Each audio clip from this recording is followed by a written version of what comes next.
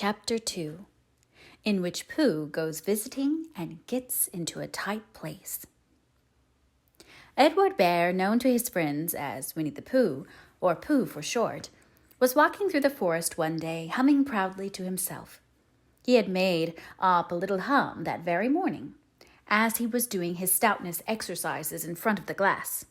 Tra-la-la, tra-la-la, as he stretched up as high as he could go, and then tra-la-la, tra-la, oh, help, la, as he tried to reach his toes. After breakfast, he had said it over and over to himself until he had learnt it off by heart, and now he was humming it right through properly. It went like this. Tra-la-la, tra-la-la, tra-la-la, tra-la-la, rum-tum tiddle-um-tum, tiddle-iddle, tiddle-iddle, tiddle-iddle, tiddle-iddle, rum-tum-tum, tiddle-um. Well, he was humming this hum to himself and walking along gaily, wondering what everybody else was doing and what it felt like, being somebody else, when suddenly he came to a sandy bank, and in the bank was a large hole. "Aha!" said Pooh. "Rum-tum, tiddle-um-tum. If I know anything about anything, that hole means rabbit," he said. "And rabbit means company," he said. "And company means food and listening to me humming and such like. Rum-tum-tum, tiddle-um." So he bent down, put his head into the hole, and called out, "Is anybody at home?" There was a sudden scuffling noise from inside the hole, and then silence. "What I said was, 'Is anybody at home?'" called out Pooh very loudly. "No," said a voice, and then added, "You needn't shout so loud. I heard you quite well the first time." "Bother," said Pooh. "Isn't there anybody here at all?" "Nobody." Winnie the Pooh took his head out of the hole and thought for a little, and he thought to himself, "There must be somebody there, because somebody must have said nobody." So he put his head back in the hole and said, "Hello, Rabbit, isn't that you?" "No," said Rabbit in a very different sort of voice this time. "But isn't that Rabbit's voice?" "I don't think so," said Rabbit. "It isn't meant to be." "Oh," said Pooh. He took his head out of the hole and had another think, and then he put it back and said, "Well, could you very kindly tell me where Rabbit is?" "He has gone to see his friend Pooh Bear, who is a great friend of his." "But this is me," said Bear, very much surprised. "What sort of me?" "Pooh Bear." "Are you sure?" said Rabbit, still more surprised. Quite sure," said Pooh. "Oh, well, then come in." So Pooh pushed and pushed and pushed his way through the hole, and at last he got in. "You were quite right," said Rabbit, looking at him all over. "It is you. Glad to see you." "Who did you think it was?" "Well, I wasn't sure. You know how it is in the forest. One can't have anybody coming into one's house. One has to be careful.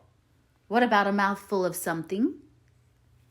Pooh always liked a little something at 11 o'clock in the morning, and he was very glad to see Rabbit getting out the plates and mugs, and when Rabbit said, "Honey or condensed milk with your bread?" he was so excited that he said, "Both." And then, so as not to seem greedy, he added, "But don't bother about the bread, please." And for a long time after that he said nothing, until at last, humming to himself in a rather sticky voice, he got up, shook Rabbit lovingly by the paw, and said that he must be going on. "Must you?" said Rabbit politely. "Well," said Pooh, "I could stay a little longer if you—" and he tried very hard to look in the direction of the larder. "As a matter of fact," said Rabbit, "I was going out myself directly." "Oh, well, then, I'll be going on. Goodbye." "Well, goodbye, if you're sure you won't have any more." "Is there any more?" asked Pooh quickly. Rabbit took the covers off the dishes and said, "No, There wasn't. I thought not, said Pooh, nodding to himself. Well, goodbye. I must be going on. So he started to climb out of the hole. He pulled with his front paws and pushed with his back paws, and in a little while his nose was out in the open again, and then his ears, and then his front paws, and then his shoulders, and then... "Oh, help!" said Pooh. "I'd better go back." "Oh, bother!" said Pooh. "I shall have to go on." "I can't do either," said Pooh. "Oh, help and bother!" Now by this time, Rabbit wanted to go for a walk too, and finding the front door full, he went out by the back door and came round to Pooh and looked at him. "Hello, are you stuck?" he asked. No, said Pooh carelessly. "Just resting and thinking and humming to myself." "Here, give us a paw." Pooh Bear stretched out a paw, and Rabbit pulled and pulled and pulled. "Ow!" cried Pooh. "You're hurting." "The fact is," said Rabbit, "you're stuck." "It all comes," said Pooh crossly, "of not having front doors big enough." "It all comes," said Rabbit sternly, "of eating too much." "I thought at the time," said Rabbit. "Only I didn't like to say anything," said Rabbit. "That one of us was eating too much," said Rabbit. "And I knew it wasn't me," he said. Well, I shall go and fetch Christopher Robin." Christopher Robin lived at the other end of the forest, and when he came back with Rabbit and saw the front half of Pooh, he said, "Silly old bear," in such a loving voice that everybody felt quite hopeful again. "I was just beginning to think," said Bear, sniffing slightly, "that Rabbit might never be able to use his front door again, and I should hate that," he said. "So should I," said Rabbit. "Use his front door again?" said Christopher Robin. "Of course he'll use his front door again." "Good," said Rabbit. "If we can't pull you out, Pooh, we might push you back." Rabbit scratched his whiskers thoughtfully and pointed out that, when once Pooh was pushed back, he was back. Of course, nobody was more glad to see Pooh than he was. Still, there it was. Some lived in trees and some lived underground, and... "You mean I'll never get out?" said Pooh. "I mean," said Rabbit, "that having got so far, it seems a pity to waste it." Christopher Robin nodded. "Then there's only one thing to be done," he said. "We shall have to wait for you to get thin again."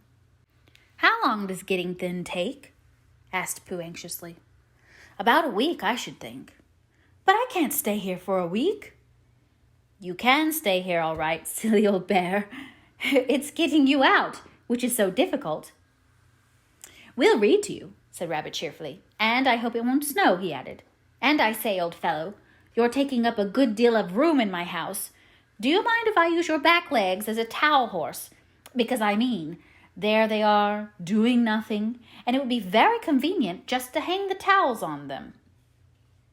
"A week," said Pooh gloomily. "What about meals?"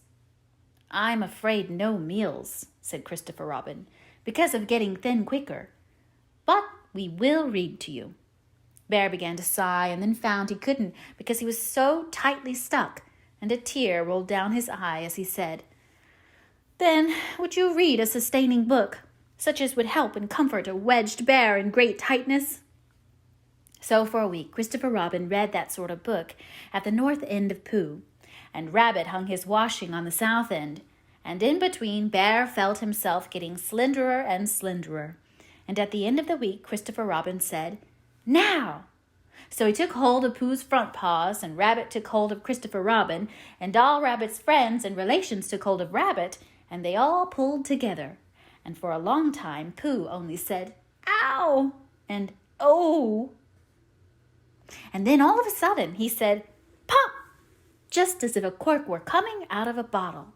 And Christopher Robin and Rabbit and all Rabbit's friends and relations went head over heels backwards, and on the top of them came Winnie the Pooh, free.